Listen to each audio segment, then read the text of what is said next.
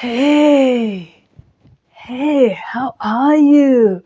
It's been a long time, really, hasn't it? I was sort of keeping a low profile, see if the vibes from 2020 just sort of, dissipated a bit now that we're into the year of the bull. I just wanted to wait out that rat year because he was just so edgy.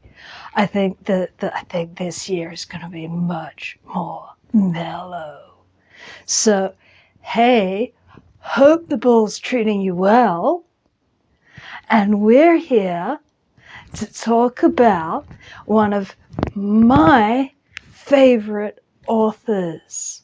Now, I'm going to have to confess something here, is that she wasn't my favorite author when I found her. In fact, when I first read her, I really didn't like her. I just thought, what on earth is this? I was in first year uni and I was expecting it to be something else because I came from a family where no one had been to uni. So basically my idea of university was somewhat like, oh, I don't know, Oxford, A Brideshead Revisited. So really, really not what you were going to get in the late 90s in New South Wales.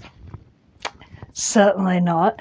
And so I was presented with this book that I was just like, well, what on earth is this?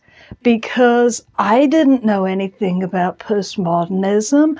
I didn't know who on earth this woman called Jeanette Winterson was. I read 2 books at university. The Passion, which is a very good book, and I have read it multiple times since then. And the one that she dismisses herself as a comic book and something that she just wrote because, hey, let's have a go at that, which is Boating for Beginners. So I read both of these books at university and I was just like, what the heck? What is this? I don't know. No idea. But sometimes you encounter something at the wrong time. And later on, fast forward about 7 years, and I was sitting in a library while my brother was looking up family history stuff. And so I'm browsing along the shelves, and I pulled down what was then Jeanette Winterson's latest book called Lighthouse Keeping. And at that time, at 26, 27, I sat down, I started reading it, and I loved it. It just spoke to me. I then went back and read a whole load of her back catalogue, starting where you really ought to start with Jeanette Winterson, with her first novel, Oranges Are Not the Only Fruit. Now, to give you some context that I lacked when I first encountered Jeanette Winterson comes from the north of England. She grew up in a little town called Accrington. She was adopted by Pentecostal evangelists who she refers to as Mr. and Mrs. Winterson. And she grew up in this family that was a completely bonkers family. Like, read her memoir, Why Be Happy When You Could Be Normal, and you will see what a completely bonkers world she was growing up in. But she grew up being expected to be trained to become a missionary. Jeanette Winterson gives a great many interviews and is a great speaker. If you can find a long-form interview with her somewhere on YouTube, I guarantee it's worth the hour of listening to her. She is a wonderful, wonderful storyteller. She would say that she never stopped preaching the word, but that the word changed from the Gospels to the word of literature. So she's a really fascinating woman. She is also quite intersectional. She is a feminist writer. She's a queer writer. She's a working class writer. She got herself to Oxford University in spite of the fact that at the time she had been kicked out of home for having a girlfriend. I know, man, it's just bonkers. I told you, her childhood, bonkers.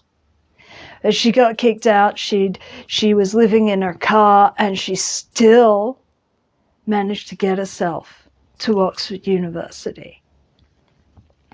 She wrote Oranges Are Not the Only Fruit, and it was published in 1986, and it won the Whitbread Prize. So she won a prize with her first, a major prize in England with her first novel.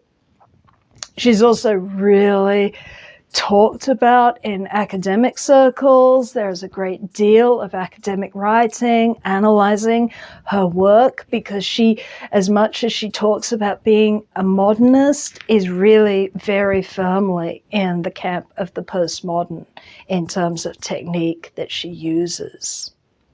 She does seem to have a much more closed idea of closing it off and finishing the circle than most postmodernists, but at the same, which really she inherits from the modernists. But, you know, there is no one way to do postmodernism. Fluidity is it.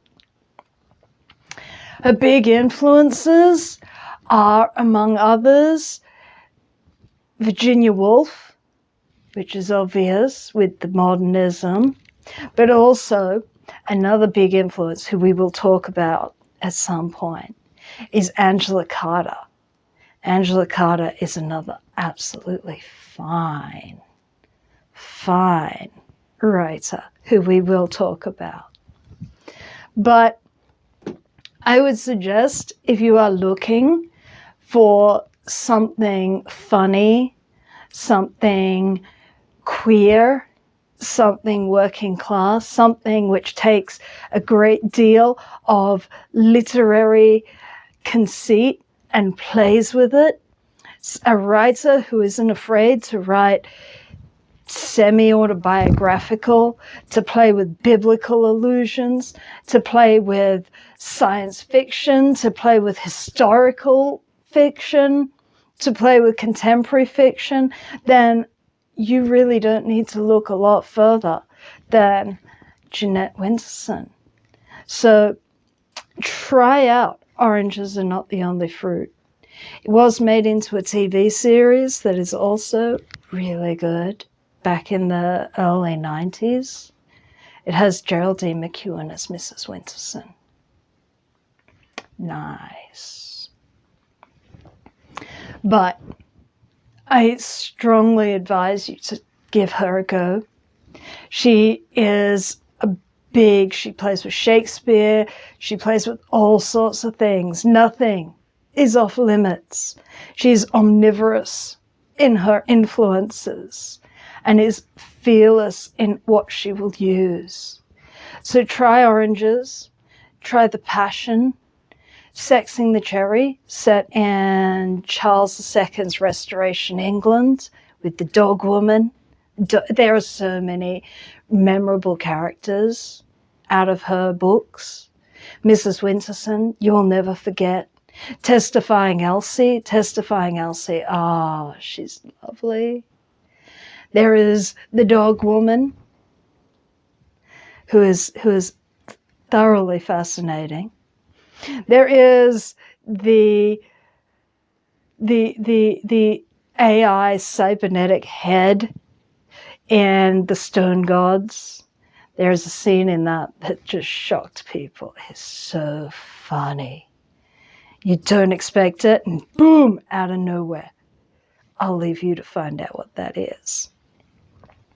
But that and Lighthouse Keeping, which plays with the idea of Dr. Jekyll and Mr. Hyde. That's another one I would strongly recommend. But that is Jeanette Winterson. Check her out if you haven't already. Check out everything. She's fairly prolific, but she writes short books. They're non-linear, they're circular, they're fascinating. You will not be disappointed if you are after a great intersectional queer writer who is also incredibly funny, feminist, and working class. So I'm going to chill out, enjoy these bull vibes, and I will see you again next time the mood takes me to take you on another little adventure in contemporary literature. Peace.